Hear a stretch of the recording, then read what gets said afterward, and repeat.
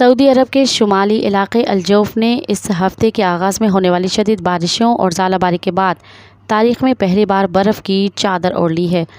جس ملک کے وسیع صحرائی علاقے موسم سرما سے شاذ و نادر ہی واقف ہوں، وہاں کے کسی علاقے میں برف باری ہونا ایک غیر معمولی واقعہ ہے۔ سعودی میڈیا کی رپورٹ کے مطابق الجوف میں رواں ہفتے کے آغاز میں شدید بارش اور ژالہ باری نہ صرف برف باری ہونے کی وجہ سے بنی بلکہ اس نے خطے کی خشک وادی کو ایک نئی زندگی بھی دے دی ہے۔ اس خطے میں بہار کے موسم میں بمشکل صرف جنگلی پھول کھلتے تھے، لیکن اب آنے والے چند مہینوں میں یہاں خوشبودار پودوں اور موسمی پھولوں کی افزائش متوقع ہے۔ سعودی عرب کے محکمہ موسمیات نے الجوف میں رونما ہونے والی موسمیاتی تبدیلی کے پیش نظر خطے کے گرد و نواح میں طوفانی بارشوں کی وارننگ جاری کر دی ہے۔ مزید خبرن ऐं तफ़सीलात लाइ विज़िट कयो असांजी वेबसाइट www.awamiNewsHD.com ऐं ॾिसंदा रहो अवामी न्यूज़ HD।